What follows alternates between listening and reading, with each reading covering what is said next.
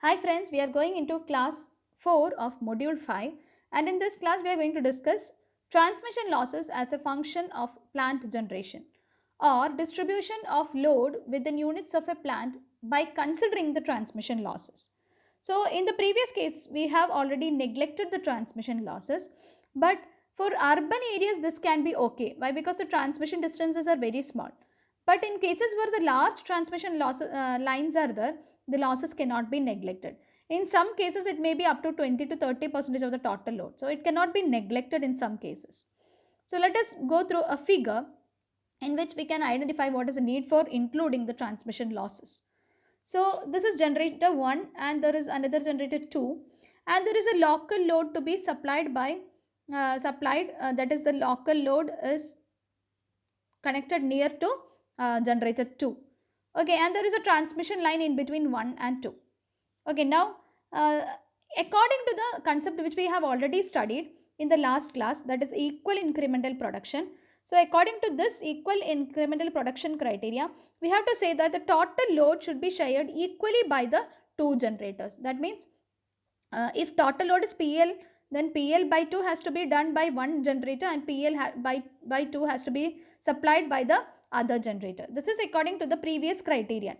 Okay, but as we are having a small idea about this transmission, we can think that if 2 is providing most of the supply to the load for the load, then it would be more economical. Why? Because if one is giving the supply, it has to give supply for meeting the transmission losses also.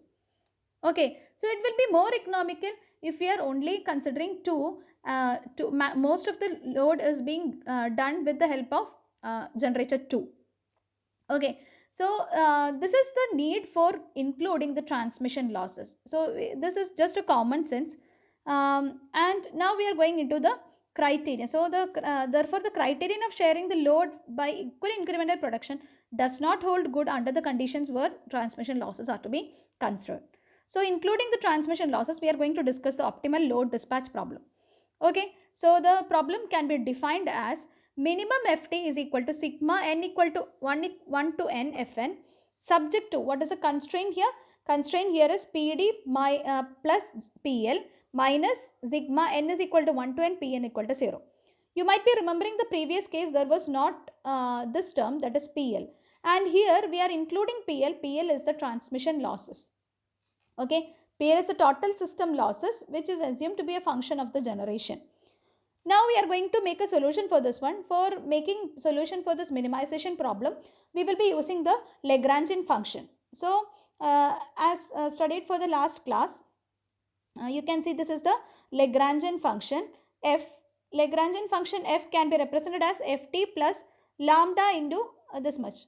The general expression for the Lagrangian function is L is equal to L of x comma lambda is equal to we can say f of x plus lambda into g of x, where f of x is the minimization function, the function to be minimized, and g of x is that constraint. So using this we can write the Lagrangian function like this.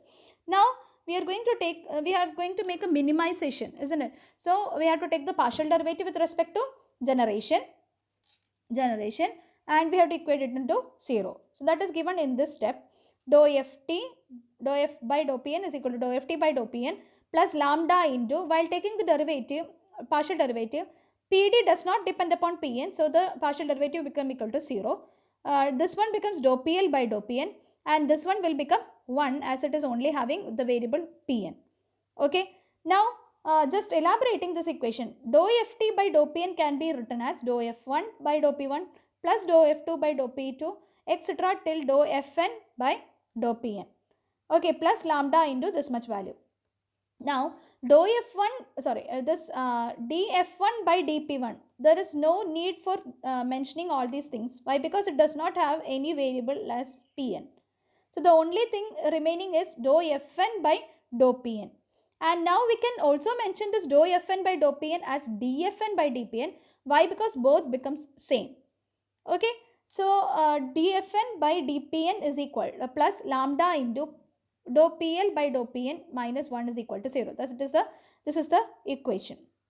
So, let's move on Here dou PL by dou PN is known as the incremental transmission loss of the nth plant. It is known as the incremental transmission loss for the nth plant. Okay, and lambda is the incremental cost of receiving the power in rupees per megawatt hour. Now we can write the equation as, just substitute lambda into the bracket. So you will be obtaining the equation as dFn by dPn plus lambda into dou PL by dou PN is equal to lambda. Okay. Now this equation, when we are going through this equation, you can see that it will be not a single equation, it will be consisting of n equations. Why? Because we have to substitute for n as 1, 2, 3 up to n.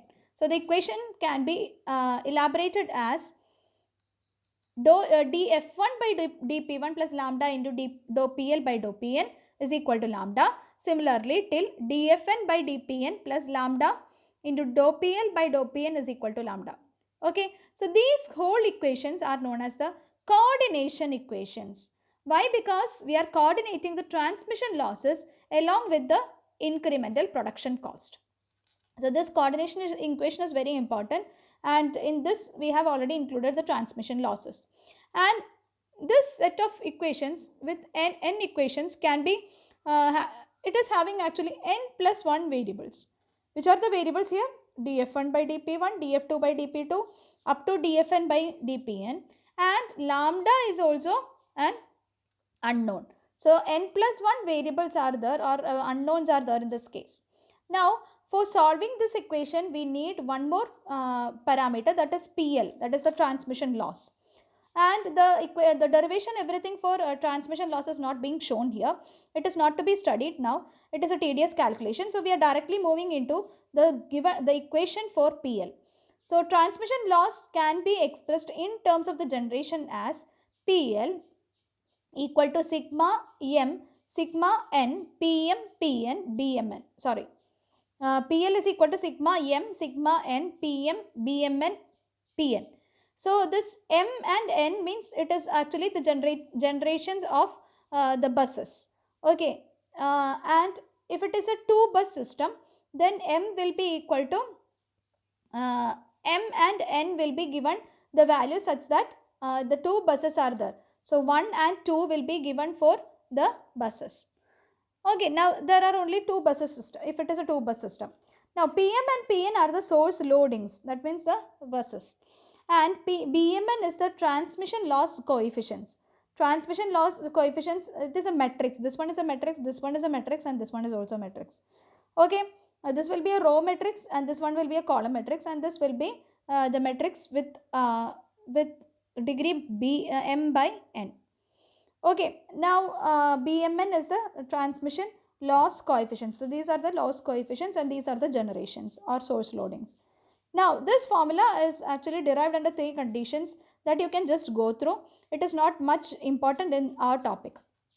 Okay, now we can find a solution for this coordination equation. So first what we have to do is, we have to take the partial derivative of dou PL by dou PN. Why? Because it is needed for the calculation of the, see here you can see this is needed for the calculation of the coordination equation. For solving the coordination equation we need it.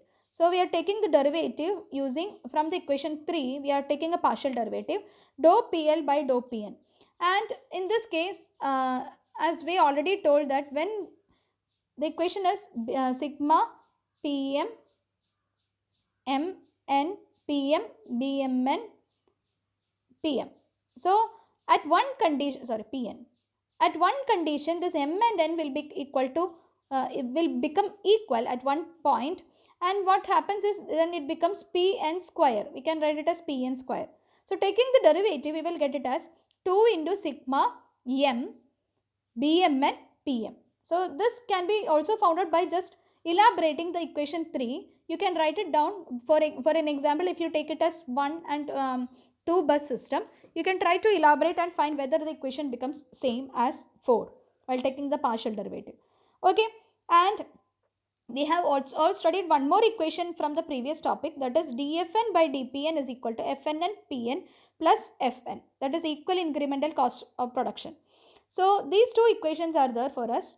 Now we can substitute in the coordination equation and we can write it as, for the coordination equation it was dFn Fn by dPn plus lambda, plus dou PL by dou Pn is equal to lambda. This was the equation.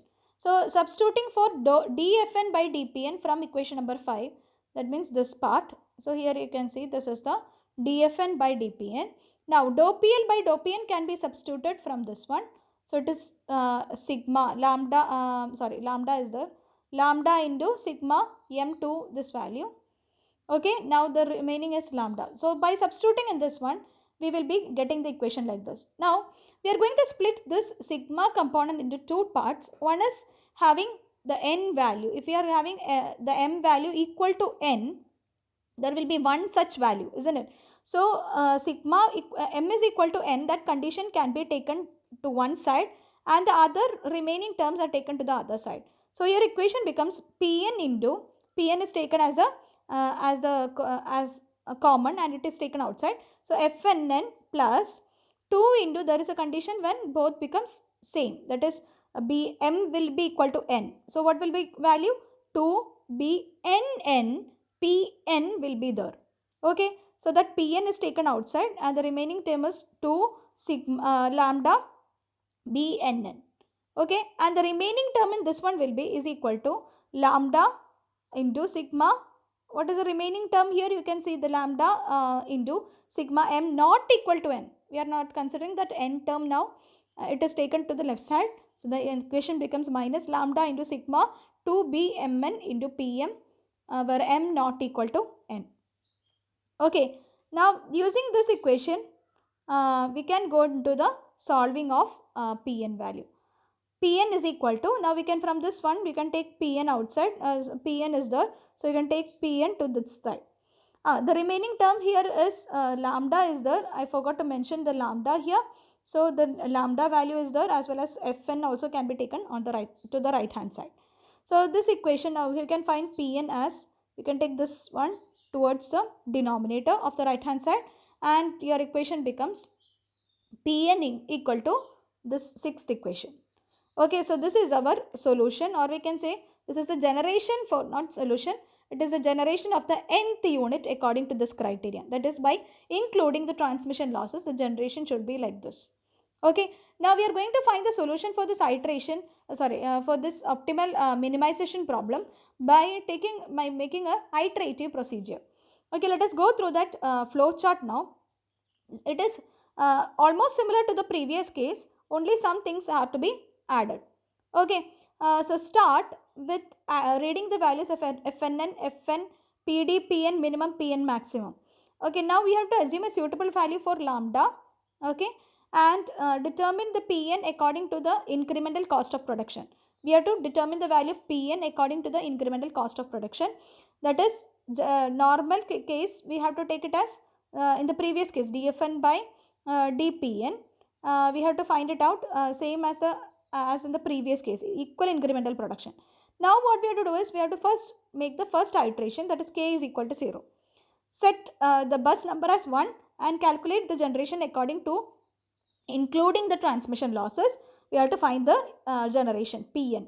Okay, now if Pn is greater than Pn maximum, if Pn is greater than Pn maximum, then we have to take the make the value as Pn maximum, that is violated limit. If it is less than Pn minimum, then you have to give it as Pn minimum. I forgot to draw the two lines here. And next, if it is okay, then we can go for next bus, that is n is equal to 1, n plus 1. Okay, now if it is violating the limit only, you have to give the limit violated. The next one, we are going into the next bus. For the next bus, if all the buses have been accounted, if it has been accounted, then we have to check whether the difference between the two iterated values are converging or not, or it is less than as a small value given in the problem. Okay, if it is converging, then we can go for, calculating the PL value. PL is equal to sigma n, sigma m, Pn, Bmn, Pm. That is PL value. And now calculate what is delta P. If it is less than, delta P means the generation, what is the difference between the generation and the load demand. Okay, so if it is meeting, then we can say it as it is already converged and the generation can be calculated. Okay, if it is not converging, what we have to do is we have to make some value change for lambda, and we have to make again a calculation or iteration can be done. So for this we are just calculating whether it is greater than 0 or not. If it is greater than 0, which means it is this value is greater than 0, then we have to make a decrement for the lambda value, and if it is greater than lambda, then we have to make 0, then we have to make a incremental increment for the lambda value. We have to increase the value, here we have to decrease the value. Okay, now so here increment, here decrement is done. Now again what is done is we are giving for the next iteration and the same things are again repeated. Now let us go through what happens if this is if the iteration value, the previous iteration value and the next iteration values are not less than the converging limit. Then we have to again do the next iteration by doing the same steps. Okay, before going into the other steps, we have to first make a complete value for which the iterated value, the difference between the iterated value is converging to a value epsilon. Okay, so this is the flow chart. You can study this flow chart, and the steps are also explained here. You may go through the steps which I have already explained now. You may go through the steps and study well. Hope you understood. Thank you very much for listening.